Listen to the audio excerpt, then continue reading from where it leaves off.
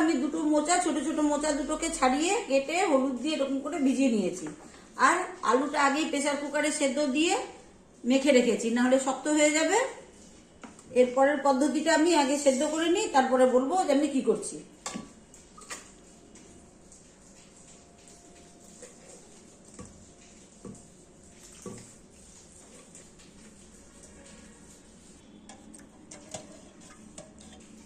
এবার আরেকটু জল দিয়ে দিলাম।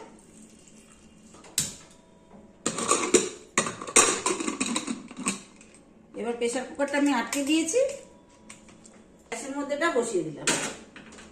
হ্যালো বন্ধুরা, এই মোচাগুলো সেদ্ধ হয়ে গেছে, এখন আমি এটাকে চটকে নিচ্ছি।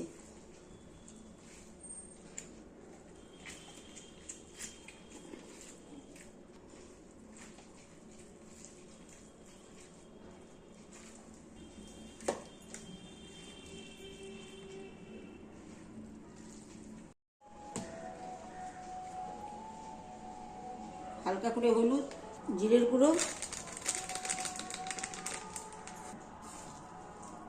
একটু মিষ্টি দিয়ে দিলাম। এই যে আলুটা মেখে রেখেছিলাম,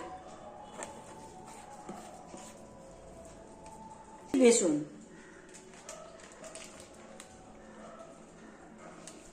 লাগলে আবার দেওয়া যাবে, তাই জন্য আমি ধরে রেখেছি।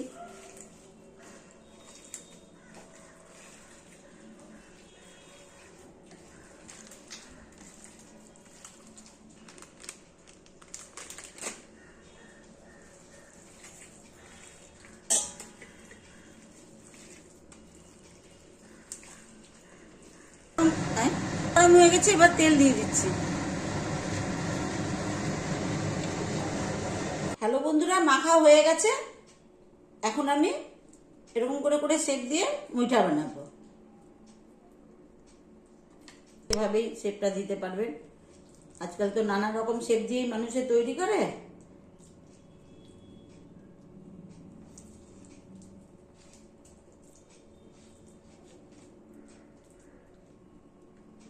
বন্ধুরা, আমার এখন মুঠাগুলো করা হয়ে গেছে, সবগুলো একসাথে করে নিলাম, কেন আমার ভাজতে সুবিধা হবে তার জন্য।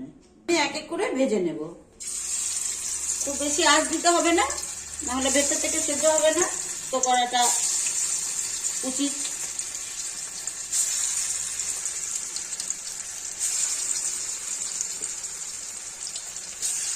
আমি আপনাদের সামনে তুলে ধরলাম মোচার মুইঠা। হ্যালো বন্ধুরা, আমার এই মুঠিয়াগুলো ভাজা হয়ে গেছে, আর কয়েকটা রয়েছে, সেগুলো দেখাচ্ছি তুলে।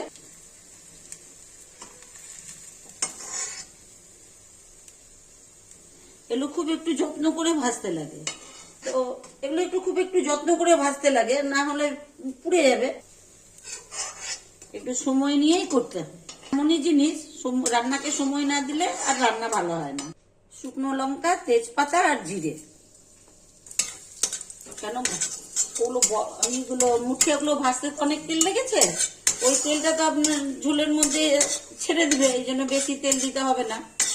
বেশি তেল দিলে আবার খেতেও ভালো হবে না। আদা, ধনে আর শুকনো লঙ্কা 2 চামচ দিয়ে দিলাম, আর দিতে লাগবে না, দিয়ে দেবো।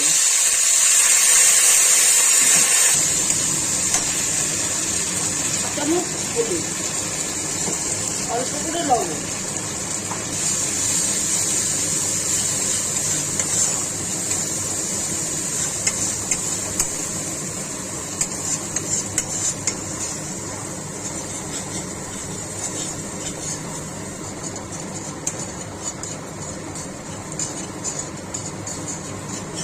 এভাবে একটু ঘষা ঘষা দিয়ে দিয়ে মশলা ভাজলে মশলাটা ভালো ভাজা হয়।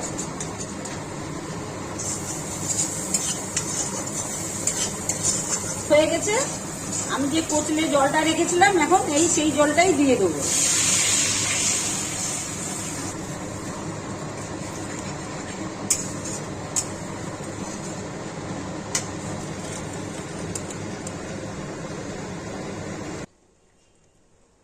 হাফ চামচ লবণ দিলাম, এই 2 চামচ মিষ্টি চিনি দিয়ে দিলাম। এই কিশমিশ গুলো দিয়ে দিচ্ছি।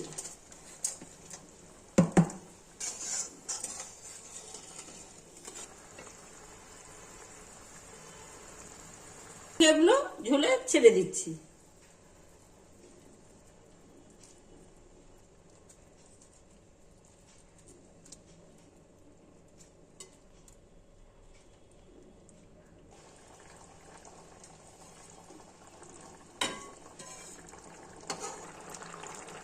আমি একটু হালকা করে ঢেকে দেবো।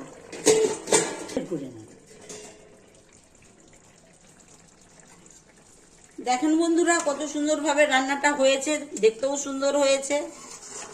এখন আপনারা দেখে বলবেন যে কেমন হয়েছে।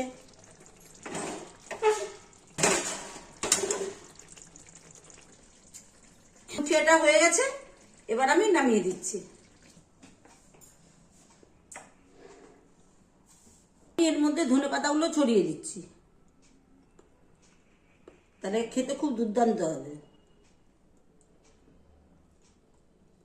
আমি একটু খেয়ে দেখলাম, আর আপনি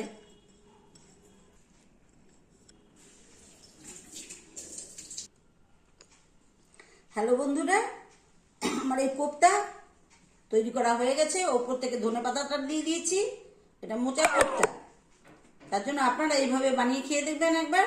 যদি ভালো লাগে তো অবশ্যই জিনিসটাকে ভালো নজরে দেখবেন এবং লাইক করবেন, শেয়ার করবেন, সাবস্ক্রাইব করবেন আর কমেন্ট করবেন।